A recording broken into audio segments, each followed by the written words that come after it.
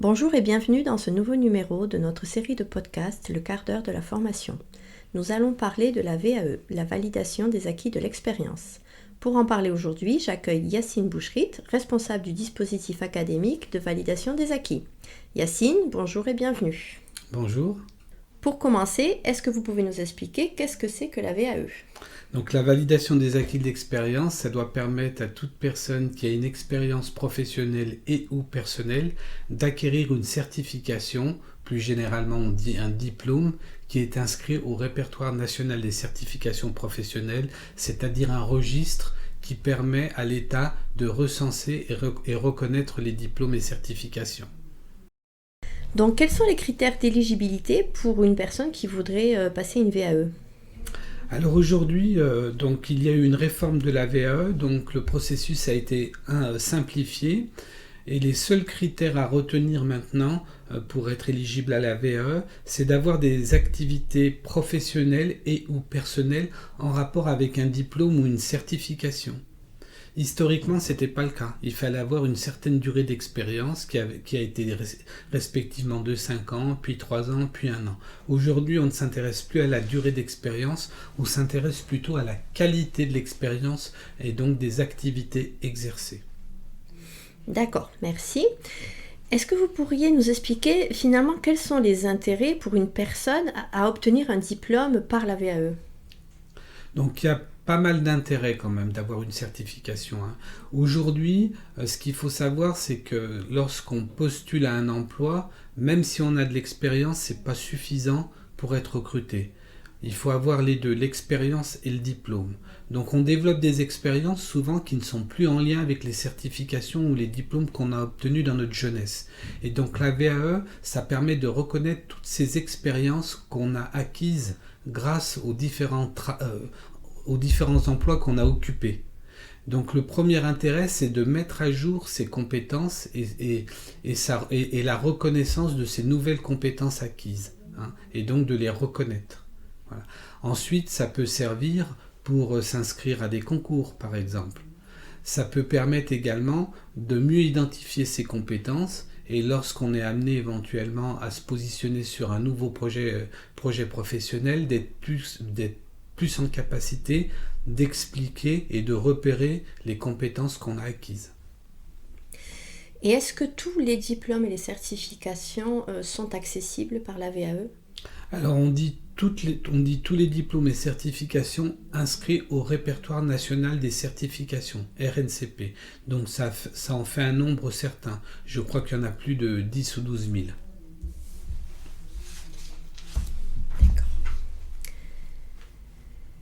Donc disons que je suis une personne intéressée, je me dis que j'ai envie d'obtenir un certain diplôme, que j'ai l'expérience qu'il faut pour passer une VAE. Quelles sont les étapes à suivre ? Comment je dois m'y prendre ? Donc aujourd'hui, il a été créé un service public de la VAE, donc qui va être la porte d'entrée unique pour toutes les demandes.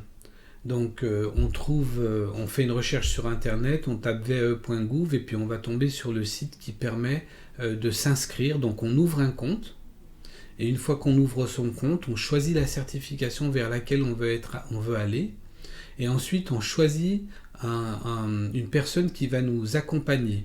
On l'appelle architecte accompagnateur de parcours et donc c'est quelqu'un qui va nous accompagner du début à la fin, c'est-à-dire dès l'inscription jusqu'à l'entretien avec le jury, en passant par l'accompagnement pour réaliser son dossier de preuve ou éventuellement préparer ses mises en situation professionnelle. D'accord. Donc, dans ces étapes, j'ai bien compris, il y a une première étape d'inscription sur le portail dont vous avez parlé. Ensuite, on se fait accompagner, on passe devant un jury. Pour combien de temps on en a pour tout ce processus ? Du moment où je m'inscris au moment où j'espère obtenir ma certification, il peut se passer environ combien de temps ? Alors l'objectif aujourd'hui, c'est de réduire le parcours des candidats, puisque la VAE, historiquement, c'était un processus qui se déroulait entre 12 et 18 mois selon la certification, selon les certificateurs et selon la motivation, la disponibilité du candidat. Aujourd'hui, la réforme veut que tout le parcours soit réalisé dans une périodicité de 6 à 8 mois maximum. D'accord. Et quels sont les coûts? Alors, pareil, là, il y a eu des évolutions intéressantes puisque grâce à cette réforme, si votre candidature est déclarée recevable, donc si on vous ouvre la porte pour vous lancer dans cette démarche qui se veut être une démarche de réussite, vous aurez automatiquement la prise en charge donc de l'accompagnement. Donc vous n'aurez plus aujourd'hui à aller chercher un financement en fonction de votre statut ou votre situation personnelle. Donc ça, c'est un gros progrès quand même pour les candidats, puisque là, cette étape-là est allégée. D'accord. Alors, vous avez parlé de jury, vous avez parlé d'architecte accompagnateur de parcours. Une question d'abord sur le jury. Le jury, il est constitué de combien de personnes? D'où viennent ces personnes? Voilà. Donc en règle générale, le jury peut être composé selon les certificateurs de 2 personnes jusqu'à 5-6 personnes. Par exemple, 2 personnes, c'est souvent le cas pour les titres professionnels du ministère de l'Emploi. C'est 2 professionnels normalement. Pour l'éducation nationale, on a entre 3 et 4 personnes pour les diplômes du CAP ou BTS, c'est-à-dire 2 professionnels, un enseignant du domaine professionnel, un enseignant du domaine général. Pour les universités, le jury est un petit peu plus conséquent. Il peut aller jusqu'à 5-6 personnes, composées principalement d'enseignants et de quelques professionnels, le cas échéant. D'accord. Et donc, sur l'architecte accompagnateur de parcours, quel type d'organisation peut finalement accompagner les personnes dans les démarches VAE? Aujourd'hui, avec la réforme, toutes les structures qui ont le label Calliope peuvent s'inscrire sur la plateforme en tant qu'architecte accompagnateur de parcours et donc être ensuite choisis pour accompagner le candidat. Donc, est-ce que le DAVA est un AAP, un architecte accompagnateur de parcours? Oui, tout à fait. Donc le DAVA est bien référencé comme structure architecte accompagnateur de parcours. Et nous avons aussi donc associé notre réseau, donc les Greta, qui pourront donc aussi accompagner les candidats dans une proximité, puisque chaque Greta est implanté dans les départements et peuvent donc apporter une réponse de proximité aux candidats grâce à leur implantation départementale. D'accord. Et pourquoi est-ce qu'un candidat devrait choisir le DAVA ou le Greta pour l'accompagner?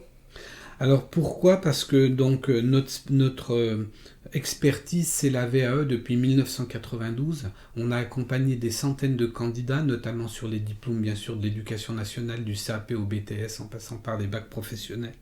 Mais également avec le réseau des Greta, on a accompagné sur les titres professionnels du ministère de l'Emploi, sur les diplômes d'État du ministère de la Santé et du Social. Donc on a quand même une connaissance des certifications large et pointue, ce qui nous permet même aujourd'hui de pouvoir accompagner sur les diplômes de l'enseignement supérieur. Donc quelqu'un qui nous choisirait, c'est quelqu'un qui aurait la garantie d'avoir un expert capable d'accompagner sur différents types de diplômes, différents niveaux de diplômes, des diplômes appartenant à différents ministères, avec une méthodologie et des personnes qui ont été formées dans le réseau des Greta et habilitées par le recteur de l'académie. Très bien, donc si je suis un candidat, je m'inscris sur le portail vae.gouv et quand on me demande de choisir mon architecte accompagnateur de parcours, je choisis donc le DAVA ou un Greta. Et qu'est-ce qui se passe juste derrière? Donc une fois que vous avez fait votre choix, on vous recontacte dans les 2 jours pour vous proposer donc un rendez-vous de façon à réaliser la première étape qui est le dossier de faisabilité. Donc le dossier de faisabilité, ça va être un entretien qui dure environ 1h30 qui va permettre de vérifier que le diplôme que vous avez choisi est le bon diplôme au regard de vos activités professionnelles ou personnelles que vous avez développées. Si ce n'est pas le cas, on vous positionnera sur un autre diplôme ou une autre certification. Si vous avez bien choisi le bon diplôme, on regardera avec vous si vous visez une VAE intégrale, c'est-à-dire que vous vous préparez à obtenir toute la certification, ou éventuellement, si ce n'est pas le cas, une partie de la certification qu'on appelle bloc. Et dans le cas où vous êtes plutôt sur un bloc, on va construire avec vous un parcours qui vous permettra d'avoir des heures de formation, on appelle ça des actes formatifs, qui vont être aussi financés et pris en charge grâce à la plateforme et à la réforme. Et ensuite, éventuellement, même de vous proposer des périodes d'immersion en milieu professionnel pour consolider ou développer des compétences que vous n'auriez pas encore suffisamment acquis. D'accord. Très bien. Merci Yacine pour cet échange très instructif sur la VAE. Ce nouveau podcast se termine. Merci à tous pour votre écoute. Si vous souhaitez en savoir plus sur la VAE, je vous invite à contacter votre Greta CFA de proximité. Je vous dis à bientôt pour notre prochain podcast du quart d'heure de la formation.